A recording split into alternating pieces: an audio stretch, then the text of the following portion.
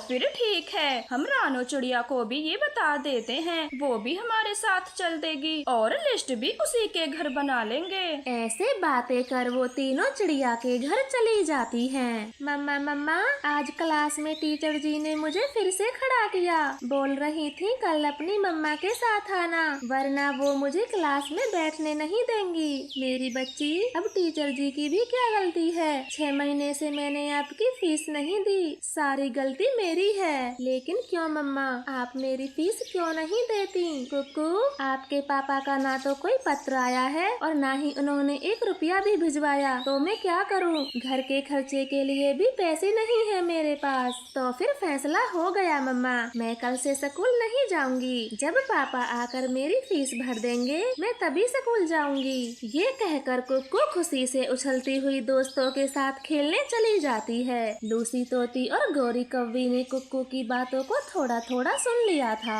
रानो चिड़िया, ये कुकू क्या कह कर गई है और वो स्कूल क्यों नहीं जाएगी? लूसी, 8 महीने से टुन्नू जी का कोई पत्र नहीं आया है, इसलिए कुक्कू की फीस रुकी हुई है। तो बस कुक्कू की टीचर जी ने स्कूल न आने की उससे बात कही, इसलिए वो कहती हुई गई है। कोई बात नहीं चिड़िया बहन, हो सकता है विदेश में टुन्नू भैया खूब तरक्की कर रहे हों, इसलिए आपको पत्र लिखना भी भूल गए होंगे। लेकिन आप चिंता ना करो, करवा चौथ पर तो हर बार आते हैं टुन्नू भैया। रानो, क्या सच में पिछले 8 महीनों से टुन्नू चिड़े का कोई पत्र नहीं आया? कहीं विदेश में कोई खूबसूरत चिड़िया तो नहीं मिल गई जो आपसे ज्यादा खूबसूरत हो? हाँ हाँ गौरी, विदेश में गोरी चिट्टी चिड़ियाएं रहती हैं। मेरी एक पिंकी सहेली के साथ भी ऐसा ही हुआ।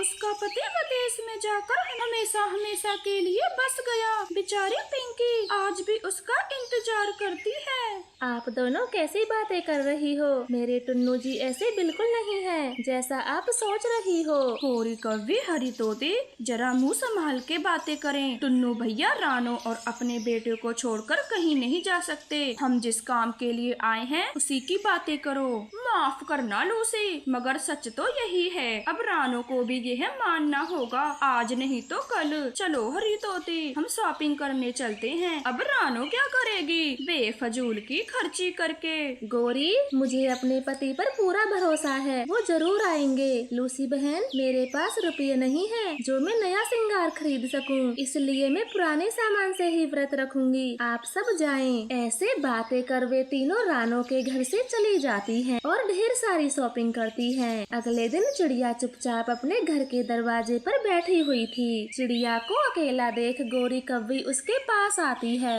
ये देख रानो, कल मैंने कितनी ढेर सारी शॉपिंग की है। लाल बनारसी साड़ी, नया चूड़ा और नए सैंडल। जरा बता तो तुझे कैसा लगा मेरा सामान? बहुत सुंदर है आपका सामान। हाँ, मैं भी किससे पूछने आ गई हूँ। तुम तो मेरे सामान को देखकर जलोगी ही। आखिर पति जो चला गया तुम्हें छोड़ के। गौरी बहन, आप ये कैसी बातें करती हो? मैं भला आपके सामान को देखकर क्यों जलूंगी? जलने के अलावा और काम भी क्या रह गया तेरे पास? इतने महंगे सामान को देखकर तेरा मन भी ललचा रहा होगा, मगर तेरी फूटी किस्मत, तेरा पति भी चला गया और फूटी कौड़ी भी नहीं है। गौरी, आप तो कुछ काम करती नहीं हो, अब जाए यहाँ से। कृपया मुझे मेरा काम करने दें। ऐसे कहते हुए गौरी कौवी चिड़िया से मुंह बनाते हुए अपना पूरा सामान ले जाती है। अब तो गौरी को जो भी पक्षी मिलता उससे चिड़िया के पति की ही बातें करती।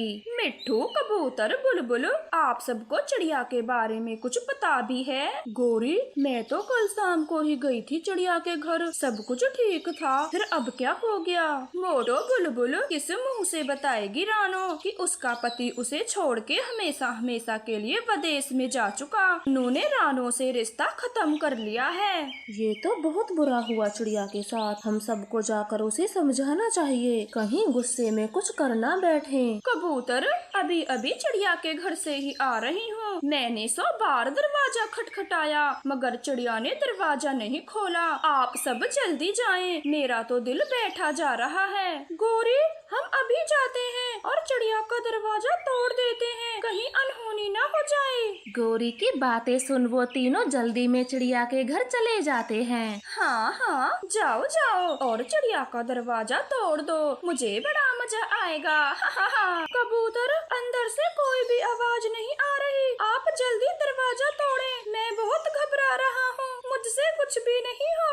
कबूतर झट से चिड़िया का दरवाजा तोड़ देता है। तभी रानो चिड़िया वहाँ पर आ जाती है।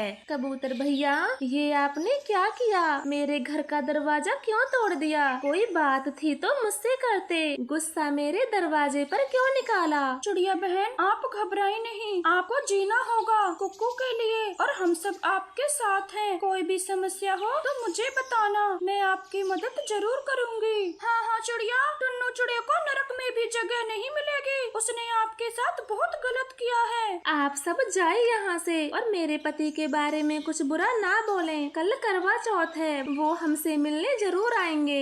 ये कहकर रानो चिड़िया अपनी बेटी को लेकर घर के अंदर चली जाती है। चले चले दोस्तों, रानो अभी बहुत दुखी है, वो इस कड़वे सच को अपना नहीं पा रही। फिर वो सभी अपने अपने घर चले जाते हैं। रात हो जाती है। टुन्नू जी, आप ठीक तो है ना? कल करवा चौथ है, आपको हर बार की तरह इस बार भी आना होगा। पता नहीं ये जालम लोग आपके बारे में क्या क्या बोल रहे हैं, आपको आना होगा। ऐसे सोचते हुए सारी रात निकल जाती है। आज करवा चौथ था, रानो ने भी व्रत रखा था। वो अपने घर की छत से टुन्नू चिड़े के आने का इंतजार कर रही थी। सुबह से शाम और शाम से रात हो जाती है, मगर टुन्नू चिड़े का कोई अता पता नहीं था। रानो बहन, अब तो चांद भी निकल आया है, आप कुछ खा लें, टुन्नू चिड़ा नहीं आएगा। नहीं लूसी, वो जरूर आएंगे, ऐसे में बीच में व्रत नहीं तोड़ूंगी। चिड़िया किसी की बात सुनने को तैयार नहीं थी। अब एक एक करके सारे पक्षी उसे देख रहे थे। तभी जोर से चिड़िया चीखती है, टुन्नू जी आ गए, वो देखो मेरे टुन्नू जी आ गए। टुन्नू को देखकर चिड़िया के खुशी के ठिकाने नहीं होते। टुन्नू जी, पता था मुझे आप जरूर आएंगे। रानो, माफ कर दे मुझे, एक भयानक एक्सीडेंट में मेरी याददाश्त चली गई थी। भगवान का लाख लाख शुक्र है जो आज के दिन उन्होंने मेरी याददाश्त लौटा दी और मैं तुम्हारे पास आ गया, वरना तुम्हारा विश्वास टूट जाता। फिर टुन्नू चिड़ा रानो चिड़िया को मिठाई खिलाता है। इस तरह से वो दोनों खुशी खुशी अपना व्रत पूरा करते हैं। तो प्यारे दोस्तों, इस कहानी से हमें क्या सीख मिलती है, कृपया कर हमें कमेंट में बताएं। आपका धन्यवाद। यह कहानी एक छोटे से चिड़िया के परिवार की है। आज रानो का पति टुन्नू बहुत खुश था क्योंकि वो पापा जो बनने वाला था। बस कुछ पलों की देरी है रानो जी, फिर हमारा जीवन भी खुशियों से भर जाएगा। हाँ टुन्नू जी, आज हमारा परिवार खुशियों से भर जाएगा क्योंकि हमारा परिवार पूरा जो होने वाला है। वो दोनों ऐसे बातें कर रहे थे, तभी रानो चिड़िया को दर्द होने लगता है और टुन्नू तुरंत ही बुलबुल डॉक्टर के पास जाता है। बुलबुल वैद्य जी, जल्दी चलें, मेरी पत्नी रानो के पेट में दर्द हो रहा है। बुलबुल जल्दी से रानो के पास आती है। टुन्नू तो घबरा गया था। कबूतर उसे समझाता है जो कि उनके साथ आया था। टुन्नू यार, कुछ गलत नहीं होगा, भगवान की कृपा से सब अच्छा ही होगा। चल अब ये चने खा ले, तूने सुबह से कुछ नहीं खाया। फिर वह दोनों बुलबुल डॉक्टर का इंतजार करते हैं। कुछ देर बाद बुलबुल एक अंडा लेकर आती है। बड़े दुख की बात है, अब आपकी पत्नी इस दुनिया से जा चुकी है।